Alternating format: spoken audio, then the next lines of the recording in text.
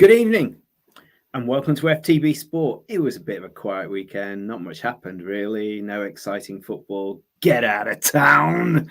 What a wonderful weekend we've got to chat about. Hello, Ollie. Evening.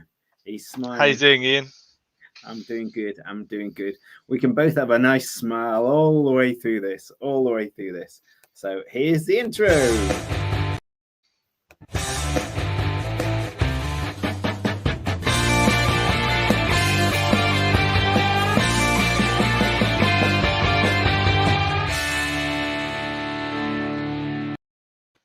However, I went to Palace on Saturday afternoon, lots of beers with the Palace boys. And, you know, a lot of people say to me, Ollie, they say, well, why do you want to watch Palace when you're a really, really passionate Man City fan? Because I'd lived in London for so long and I wanted to see football. So I took a bit of a video and, you know, old dog, new tricks. I've started to learn how to convert video in the ground onto the screen. So I videoed the crowd at Palace and I want to show why I'm in love with Palace. You just can't not be when you see this.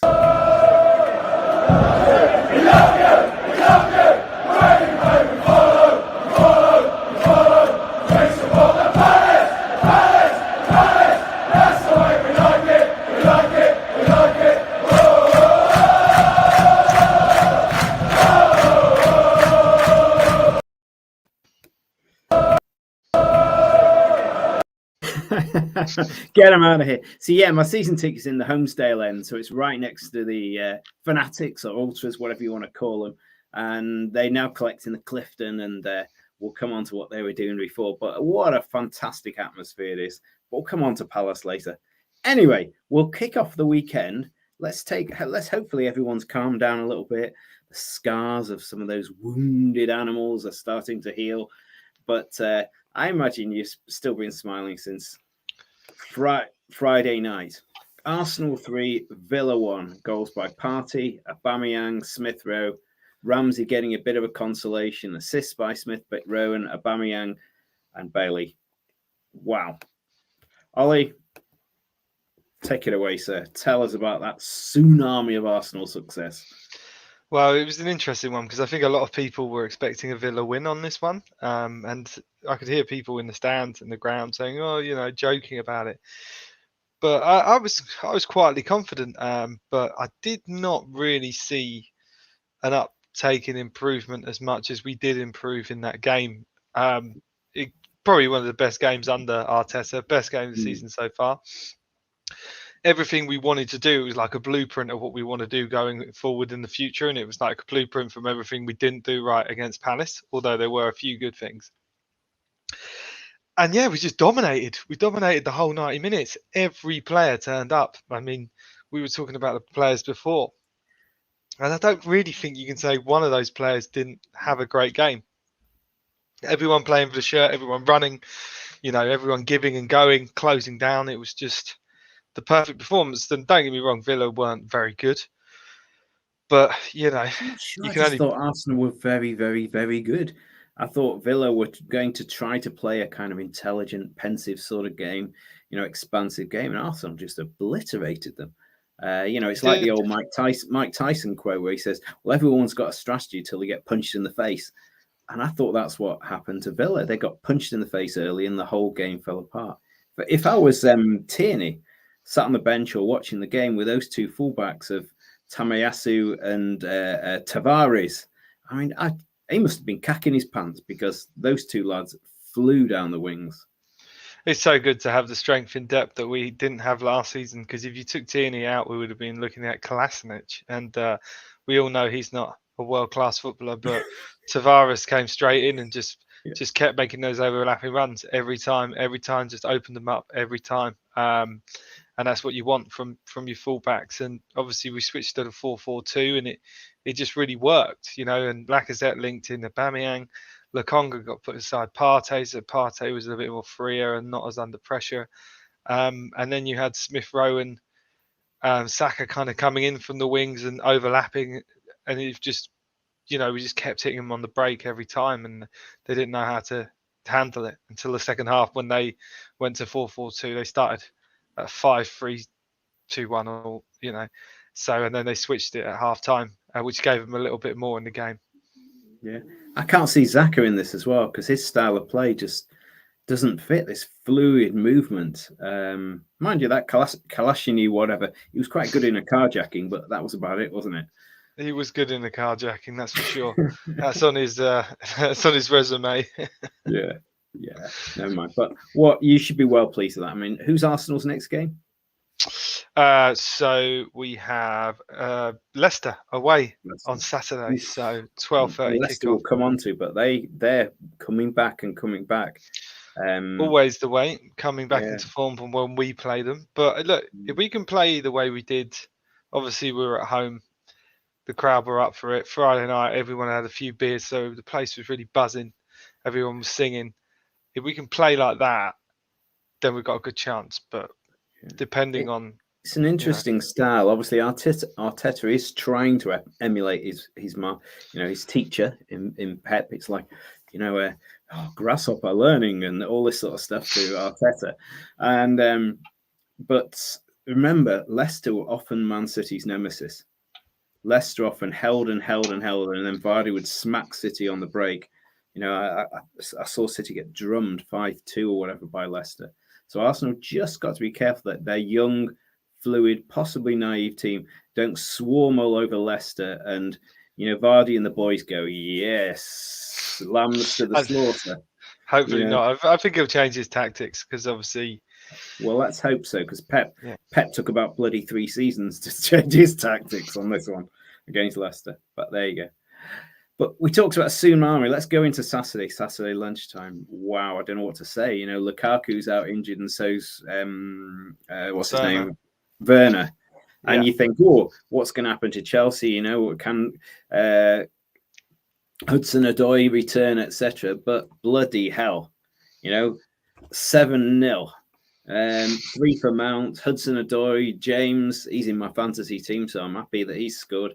And Chilwell, he's in my fantasy team, so I'm well happy about that. So I've got lots of points for that. And even Norwich capped off with a sending off. And I always get the Sunday Times, and it's interesting, sorry, because Arsenal's Friday night, so I didn't make any comment there. But I didn't get the Saturday. And the headline is, Mount condemns Norwich to 2 points out of 57. Worst ever start. They could go on to. I read all sorts of desperate stuff in the papers about being embarrassing, and clubs looking forward to playing them ugly. I can't remember teams struggling as badly. I think we were on the show. Thoughts? We were on the show, one of the first shows I did, and I said to the lad who's a Norwich fan, really nice guy, I said, why don't you just do what you should do and just sit back against City, every man behind the ball, and hit them on the break? But they don't do that, and they obviously have a philosophy and they try and stick by that, which is great. But when you're getting beaten 6-7-0 every week, it can't be very nice. I'd rather keep it tight 0-0 and win 1-0, at least get one win on the board. You know what I mean? Yeah, I mean, the only solace I can find is I remember when Southampton got whipped last season by, I think, was it Liverpool or United 7-0, and they came 9-0. It's 9 or whatever. Yeah, and didn't they come back and win the next game? They somehow put it back together. So I mean, I'd love to see it. I mean, my two mates that support Norwich are the nicest guys ever, and it's a lovely all Norwich club. Fans are really nice people. Yeah, they're all lovely people. I just hope, and it must hurt them even more when they look at Brentford. So let's have a look at a few comments, and then we'll move on to the next game. Yeah. So, evening, gents.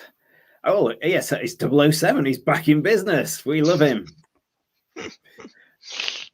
My mate Ross are in Tenerife, out there in the Sunshine Island, sitting on the veranda, listening to the rumblings of the volcano from the other island. Hi, Ross. Leicester will get 4th, I think, says 007. I disagree. I think Arsenal are going to take that one, but we'll wait and see. After Friday, I'm not going to argue, but I have to say it is a real clash of the middleweights next weekend. Leicester against Aston will be really interesting. You say 4th. 4th is an opportunity to be had, but that's that's more. I know it sounds cliche, but it's kind of more than a 3-pointer if you kind of hope for that. Liverpool, Man City, Chelsea, Leicester. That's the thoughts. I have to say, Chelsea are grinding out results like professionals. Liverpool are just apart from the game against City, interestingly, they're just looking unstoppable. Playing the sexiest football I've seen in a long time. And Salah, I'm the first to say he's the best in the world at the moment. He makes Ronaldo look as though he's 90. He's a bit younger though. Yeah. Okay, let's move on. Let's move on to the next game. Which was another. I mean, who would have seen this? There's me. What the bloody hell do I know? Last week, if you remember, I said I think Watford are doomed. I think they got a whipping last week. They got an absolute whipping, and I thought Ranieri was probably not the man, and maybe he is a magician. I loved seeing Josh King get a hat trick. Whoa, it was good to see him get a hat trick because he is a great player. And it's the sort of player I really did think, or I did hope that Man City might pick us up as a number 9. Because I tell you what, if City had Josh King up front, I reckon he'd score like 40 goals. He's an option. Yeah, it's just great. Thoughts? Really good game this one. It was a really good game this one, wasn't it? 86 and 91. And it was almost like written in the stars for Josh King to come back and score a hat trick. After the poor 6 months that he had at Everton, didn't get a game, fell out with Ancelotti. I'll tell you what though, Ollie, what did you say then about Josh King? Return of Josh King, yeah. He was on loan there 6 months, yeah, and he played. Of course he was. Of course, something very, very little minutes. Because you should be writing. The Sunday Times headline is "Return of the King leaves Rafa reeling." There you go. If not for an amazing headline, it was written in the stars, really. He had the game of his life. I tell you, he was good. That Gordon looks a good player for Everton, but then he got taken off, and the home fans were booing it. Like you see that, and then Richarlison comes on, scores a great goal. You think, oh, that's a good sub there. You can see why Gordon, came off, and then this weekend was the weekend of set pieces. I swear, people can't defend set pieces anymore. I mean, I'd like to see the stats on how many set pieces went in, because so many corners, crosses, free kicks, everything. And then obviously Watford from another set piece. Everton's defending on the day was absolutely dreadful. And then Watford just hit them on the break when it was almost like a FIFA move. Send all of your players up. They won it back, quick break, done. And then who used to play like that? Leicester. Yeah.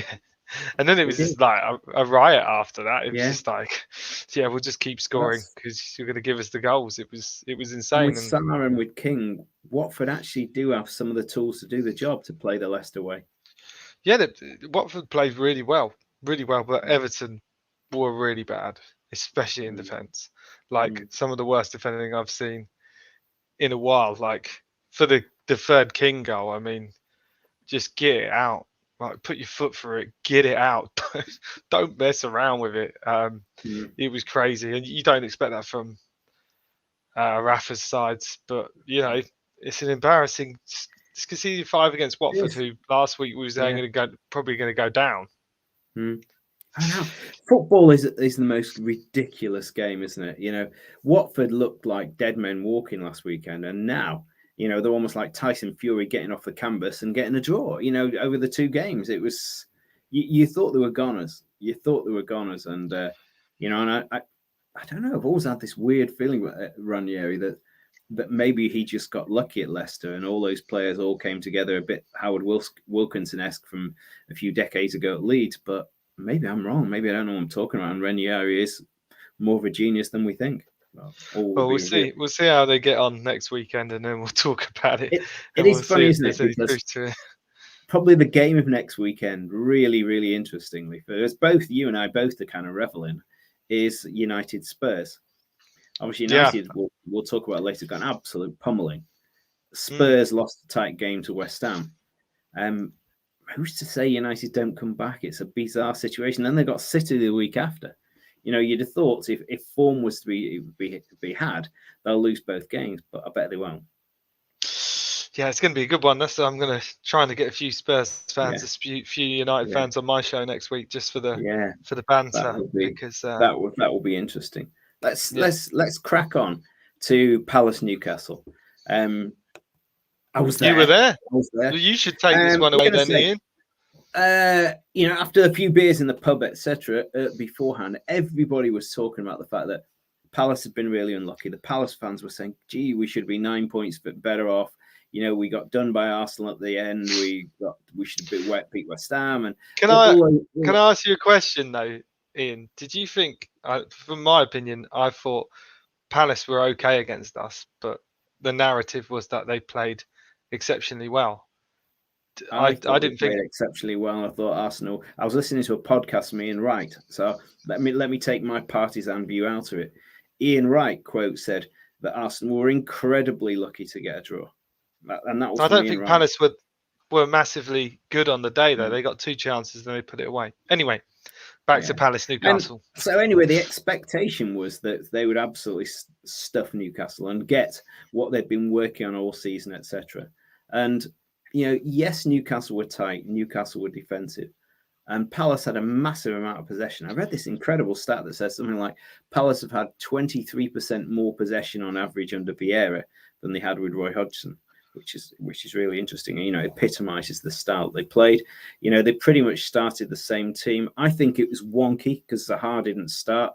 Because when you play Edouard on the left and Benteke through the middle, when both of them really are central strikers, it's almost as though you can't be decisive enough as a manager to say, actually, it's one or the other. So I've got some mixed views here. You had Jeffrey Schlupp on the bench, who is naturally left wing, and Zaha came on later. And I felt that gave the team a bit of an imbalance. And I know my mates are going to call me out on this one, but I don't like the idea of Benteke playing up front because it alters the whole structure of the game. The crosses go in, they're looking for Benteke to head it. That is absolutely rubbish. To play like Arsenal did on Friday night, with Edouard through the middle and either Zaha or Schlupp on the left, really, really flow it. And I'd rather see Ayew in behind as an number 10 working really hard behind that. But and at home, they really played 2 defensive midfielders in Milivojevic and MacArthur at home to Newcastle. That I think is a bit negative. But they should have won it. They massively dominated play. It was a good first goal by Benteke. Callum Wilson's overhead kick was right in front of me in the stand, and it was bloody good. And he's another good striker, like Josh King is another, and Danny Ings. You've got 3 almost unfashionable but bloody great strikers there. And then Soslow happens. Benteke really scored a bullet header right just before the end, and quite a distance from his free header. Gué was adjudged to a foul. Now, to me, I just shrugged myself. The ref had an appalling game. He gave us he was pulling his shirt there. right from the beginning. He was pulling his shirt on that one though, Ian. It was a foul.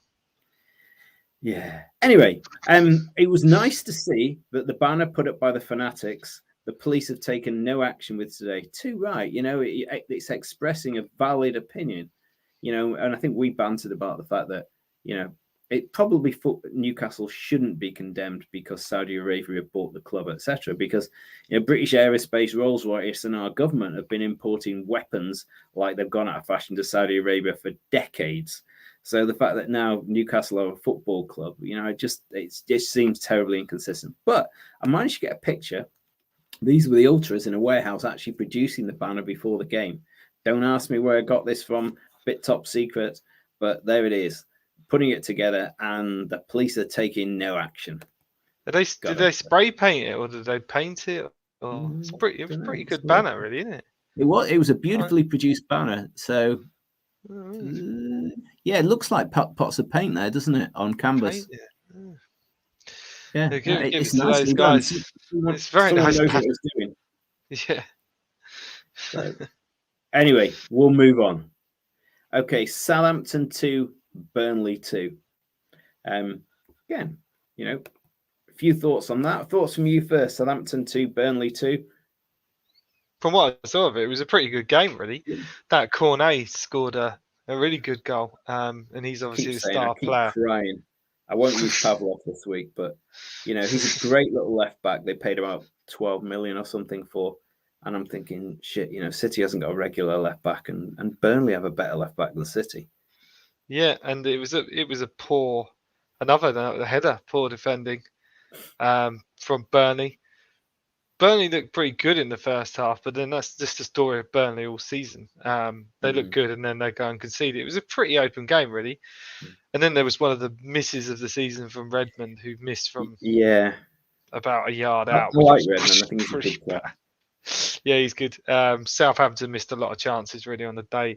That Brozier looks a good player. He's on loan from Chelsea. Yeah. And he had another great game. Just give him the ball. Just give him the ball and let him do what he wants because he's great. Another goal from a corner again. Like I said, set of pieces all this weekend. I thought Southampton looked good, and Brozier, he knew he would score, and then Cornet at the end with a belter, absolute belter to get it to 2-2. Can I have another left back rant like I talked about Pavlos last year? So Arsenal now, because Tavares played left back, didn't he? Tavares, yeah.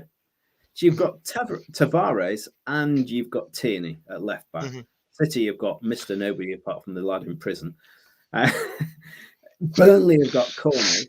At Chelsea, you've got Chilwell and Alonso. I mean, and then Liverpool have got Robertson and who was that Greek lad who's really good as well. Is Cornet a left back though? I thought he's not a midfielder. No, I think he played wing back in front of a back three, but yes, he is, and he's got a really good left foot. I just play him up front. Mitchell have got two left backs. So. I just play him up front, like Cornet. He's the best player. Yeah, I thought he was really, really good. Really good. Okay, we'll move on. We'll move on to a humdinger, and I'll let you take this one. West Ham won. Good old that. I mean, he's an unstoppable guy. They got Antonio. He's a great, classic centre forward. So 72nd minute, another very good left back in Cresswell. I haven't finished my rant yet. Cresswell, he's good.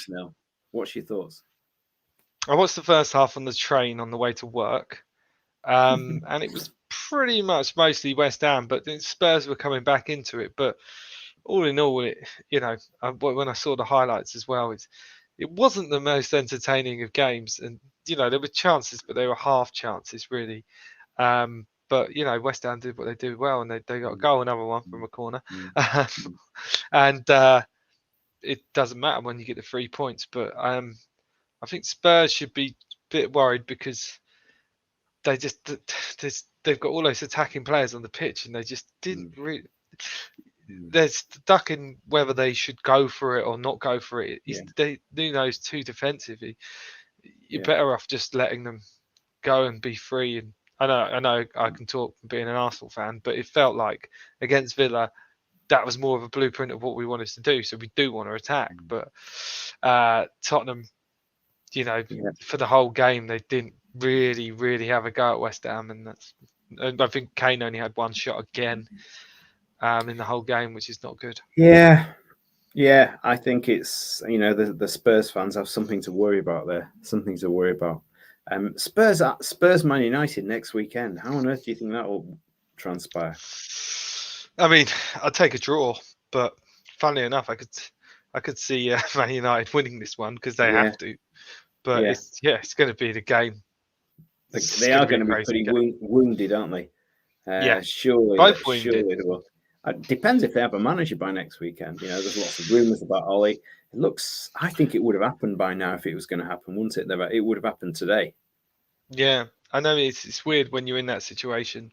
You've probably not been in it for a while, because you've always pretty good. Yes, we were in it for 25 years. Every season we got rid of a manager at City. We had some right ministers over the years. You're just waiting for the time, and you're just like, come on, get him out now. And they last another 4 games, and you're like, oh. Yeah. But the options for United, surely not going to appoint Conte. He'll piss the whole club off. He's just not a team player within the club. Zinedine Zidane, I'm not certain, outside of Madrid, that he's a proven manager. No Premier League experience. The one manager, if I was United, I still think I'd go after is Roberto Mancini. I think he's experienced with City winning the league. I mean, he's shown what a fantastic manager he is at Sampdoria. Then Sampdoria, no, yeah, Florentina. Is he not still with and Italy? then the Italian manager, they would have to pay a fortune to get him, but I can't see anybody else. Don't give me Roberto Martinez. Just don't even think about it. But I don't know. Maybe it's they look around and go, "Isn't any options really?" So yeah, it's that's the thing. Who's about? But who knows? Next game, let's have a little look at it. Brentford really on an incredibly good roll. Meet Leicester. See, we've got Leicester scoring first, Brentford equalising, Maddison starting to work his way back to, possibly the sort of form that talked about. There's also been rumours about Tielemans not signing a new contract. I mean, he's a very good player, but and Leicester won well in Europe, starting to get good again. Maybe Brendan Rodgers come back in. You know what? Yeah, back to the northwest. Maybe. You know what? It would be hard for Brendan to turn down United, but who knows? Someone's going to get it. But any other thoughts on that game? I mean, I hate to sound bitter here, but obviously after Brentford beating us in the first game of the season, I've kind of been like, I look forward to them losing, and it's nice to see them losing now, even when they're playing really well. No offense to Brentford fans, but that's just the way I am, a bit of a fickle person. But Brentford played pretty well. He was saying in his podcast, that the Brentford game will be viewed in perspective because Brentford will have a terrific season, and actually losing to Brentford in the first game of the season will be viewed as not that bad by the end of the season. That was his take on it. Yeah, that's pretty good. But Leicester scored some nice goals. Tielemans' goal was just like outstanding goal, but really Brentford had the chances. They probably should have got away with a draw, or at least beat them. It's good to say, but for them to be competing at that level, to having a humdinger with Leicester, so Brentford are putting themselves up with the likes of Leicester, West Ham, Spurs, Arsenal. They're in that mix, and above, pushing away Villa and Wolves to and Palace, the mid-table guys, pushing above those mid-table guys. You have to say, I'm not certain we saw it coming. Well, you do see it though. You've seen it with other teams. That first United season bounce, and then it's the second season that when Leeds. People learn how they can play against you because you're kind of a new thing, and after that it becomes a lot harder. But Leicester may be lucky to win 2-1, but back on form now. We've got to discuss this. We'll have plenty of time now. Plenty of time. I mean, I thought Liverpool would beat United, but when I saw the game, I thought they could have had 10. I mean, look at it, read it and weep. With Pogba sent off 5-0. It could have been 10. Who had Salah as their captain in Dream Team? On it, I've never felt more like singing the blues. City win, United lose. Oh, City, you got me singing the blues. I think his face saying Pogba should never play for the club again. A bit harsh. Yeah, bit harsh, but it was a great game from a Liverpool point of view and an Arsenal point of view. I've seen Arsenal get ripped to shreds like that by Man United, City, Liverpool, and I know how it feels.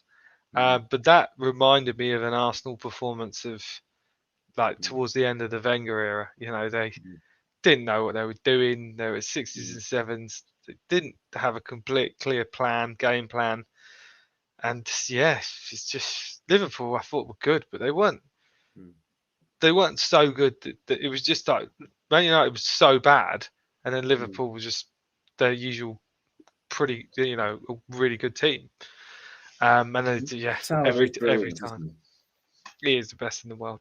no doubt. Yeah, No one's better than him in the I've heard people writing about him now as Messi-esque, and he is. Some of these slalom runs are Messi, Maradona, that level.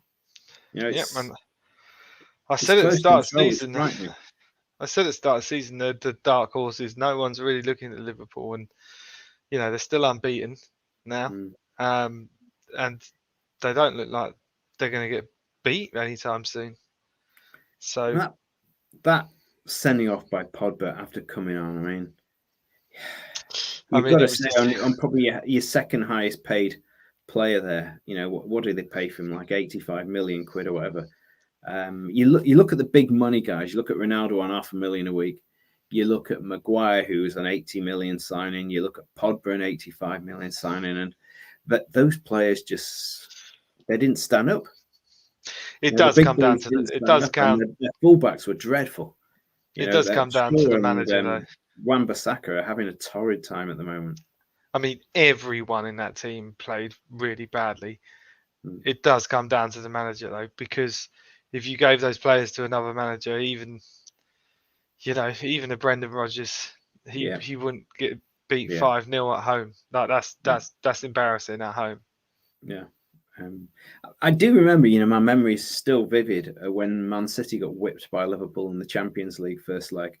They got some kind of consolation in the second leg, and yes, we could say the coach got bricked and the fireworks and all that sort of stuff. But Liverpool ran at City that day like they ran at United, and at least City had a chance at a second leg to try to claw it back. But for United then to have no chance of getting that revenge till a lot further in the season, that will wound for a while. But maybe Spurs will reap the whirlwind next weekend. I don't know. Can't say $500,000 for the week, Ronaldo, and poor old Phil Foden until he gets his new contract is on 30,000 a week, 500,000 versus 30,000 across Manchester. Foden versus Ronaldo for I know he's going to get a pay rise and everything, but you've got to look at that now and say, was it the right thing to bring him back, or has that really destabilized the rest of the club? It looks like the wrong decision, because who knows, they were all right up before he came in, and I said this when he came in. I said this could be make or break for Solskjaer, because if he doesn't manage it in the right way, then it can go west, and it's going west as we speak, because he doesn't look like the players are playing for him anymore. He looks like a rabbit in the headlights, doesn't he? And I do feel for him. You've got what Ronaldo giving him the evils. You've got Oman Ferguson in the stands as well. It must be really hard with those two, almost like dark shadows on your back, how to lead. It would take a really big time manager. All those managers we've talked about, probably with the exception of Antonio Conte, I think would be quite worried about Ferguson in the stands, Ronaldo on the pitch, getting caught in the crossbars of that. Conte wouldn't give a shit. He'd just do his thing. But, even like a Brendan Rodgers or a Zinedine Zidane, I'm not sure. I mean, Zidane didn't cope with some of the antics of his Galacticos too well when he walked away the first time. I don't know. It's a strange one for United, but it's just nice that we're not. After we lost our first 3 games, it was like we were in this position, and now look how things can change. It's just like, that's fine with me. Let United be the banter club for now. We'll just keep going about our business and try and get into that top 4. Fabulous. So enjoy your week. Any other games before the weekend? Am I still playing anything? We got League Cup, haven't we? We've got Leeds. We didn't talk about your game though, mate. Brighton versus Man City. Did we miss it? Did we really? Brighton versus Man City, mate. God, how do we miss it? Oh, what can I say about the game? Firstly, I do want to say that there seems to be some real loving between Graham Potter and Pep Guardiola. Pep Guardiola loves Potter. What did I see of the game? Everyone loves Potter for some reason. Yeah, that first 30, 40 minutes, City were phenomenal. Their one-touch football was just outstanding. It was just fabulous. It was a joy to behold. but it was a match of two halves. It was interesting because you'd have thought then City would push on from that, but I don't know what Potter said to them at half time. There was probably 35 to 40 minutes when Brighton were the better team in that second half after conceding all those goals in the first half. It was, João Cancelo playing really well. Gundogan celebrating his 31st birthday. Phil Foden looking, he's not as good as Salah, I accept that, but he's still young. Age, he's good. For Still his young. ages, he's good. Just a joy to behold. So I'd say 40 minutes of absolute Man City rock and roll football, and then weirdly, I don't know what happened in the second half. Brighton got a lot better. They could have punished City, didn't. City kind of took their foot off the gas a bit. Did you see that clearance off the line by Dunk? Yeah, that was close. Half the ball was over, half the ball wasn't. Yeah, that was. What did you think about the first goal, the goalkeeping? No, I thought terrible. I thought the goalkeeper dropped it, and I can't remember who was challenging him, but he wasn't a particularly big player. No, I think it was Foden or Silva, Gabriel Jesus, or Bernardo Silva, someone who was not great stature, who literally stood there, and the goalkeeper tried to grab it over his head. It was a fair cop. It was whipped back quickly across by actually Bernardo Silva. Real quick thinking put in by Gundogan. So yeah, it was fair cop. City were all over them at that stage. 3 goals in 31 minutes. So I'd say it's good. When I saw Chelsea win at Brentford last weekend, and I thought, oh, it's Championship form. There'll be good teams lose at Brighton this season, but at least City now can say, yeah, we've had 3 points from Brighton, like Chelsea left Brentford with 3 points to say, yep, potential banana skins left behind. United struggled at Brighton early in the season. Did they lose, or was that Southampton? I can't remember. We struggled. We drew 0-0 with them. Someone got beat by. Any more comments? Any more comments? I've just seen the Nigerian Englishman on the Gunners show. Spurs warming up to keep Ollie in his job, but they are spineless. They lack creativity. Oh yes, I think that's a good old Arsenal opinion. But I actually agree. I actually think that Ollie might stay in his job because they will be absolutely wounded animals going at Spurs next weekend. More comments. United fans wouldn't accept Mancini. Okay. Well, Everton fans accepted Benitez, and also, why would he leave Italy? Conte would be a good shout. Zidane short term can win a major trophy. God, I tell you what, it'll be interesting to watch if Antonio Conte does go to Man United. Boy, there will be fireworks. I'm not certain I'd want him at my club.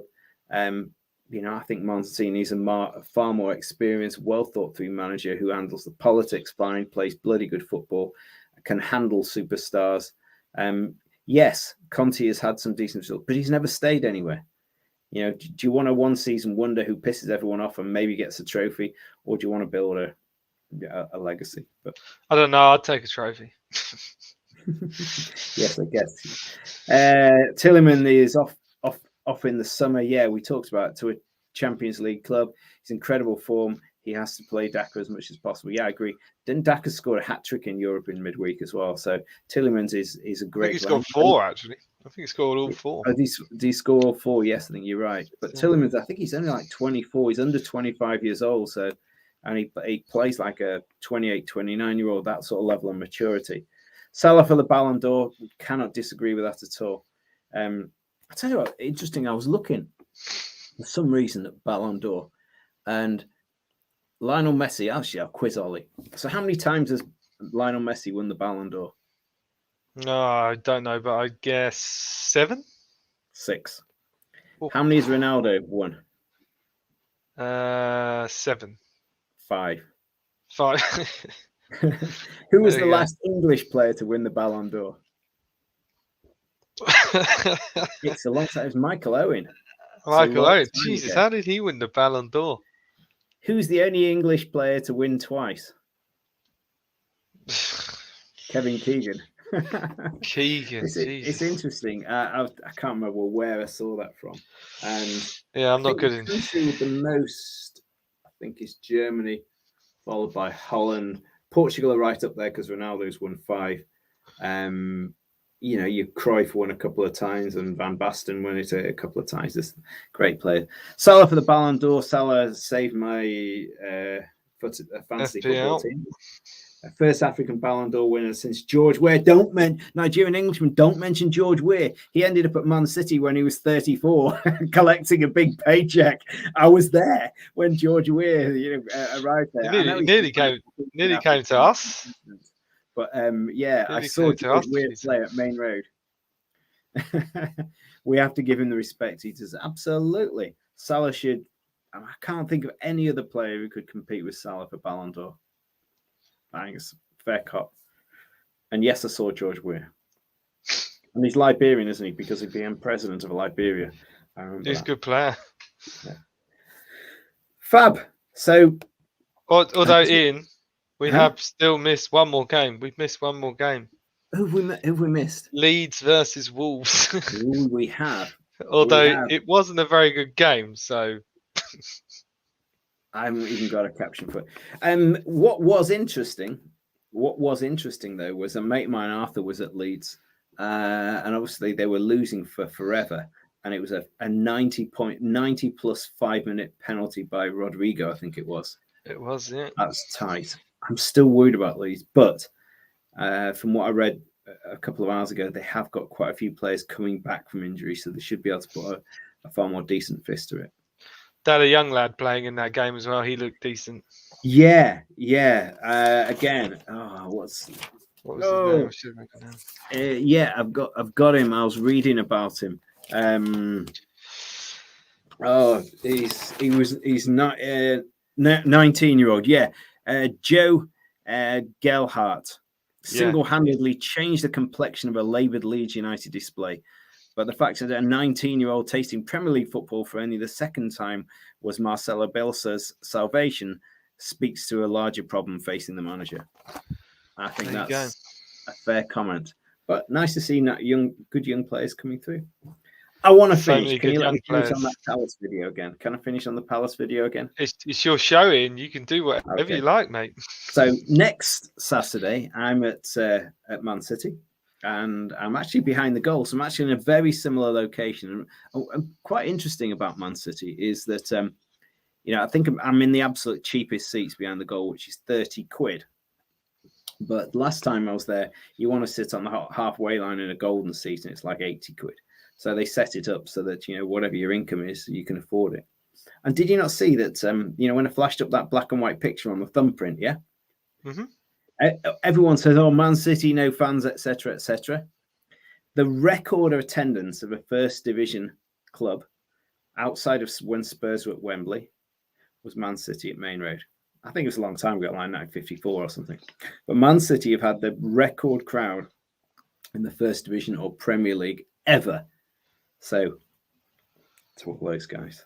Also had a pretty good Oasis gig there as well on Main Road. Yes, I think. I think there was 60,000 there. Oh, yeah. We talked about that. Did you enjoy that interview that Rob Brydon one I sent you? It was absolutely brilliant. It was absolutely hilarious.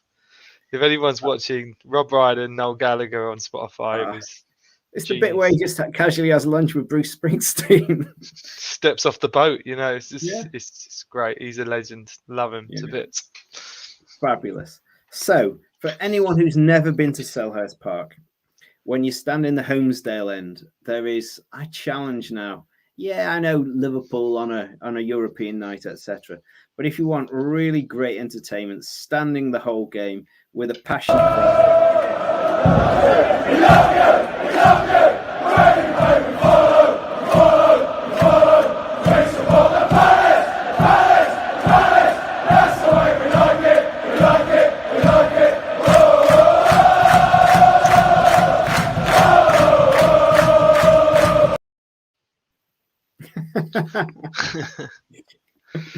Oh, hang on, we've got a few more comments.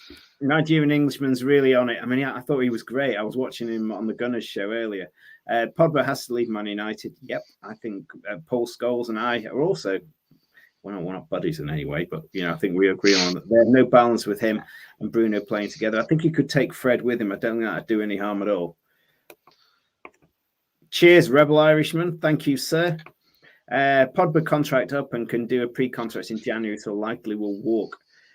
The only thing that would really gall me United, and probably not as much as it would for their owners, is, and I think it was an £85 million player will walk away for nothing. That's pretty. I can't think of another situation. Where has that ever happened before? I know it's probably going to happen with Mbappe as well, isn't it? But that is quite freaky. Happens a lot more recently. Players, waiting till their contracts are done. Trying to think of any other player of that magnitude of salary that someone's paid who's walked away on a free. Don't give, and let's not mention Gareth Bale. Real Madrid, but it's bizarre. Anyway, last comment. Dortmund stadium atmosphere is the best I've ever been at a live game. Yellow wall, insane. It could be right, Rebel Irishman. I agree, but if you don't fancy getting the passport out, go to Selhurst Park. I promise you, it's a beautiful thing. Anyway, Ollie, thank you, sir.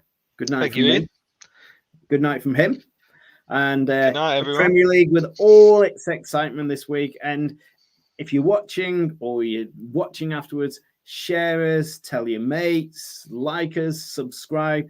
This is FTB Sport Premier League Roundup for what was a very exciting weekend. See you maybe next Sunday or Monday, Ollie. Adios. No, see ya. Bye. Bye.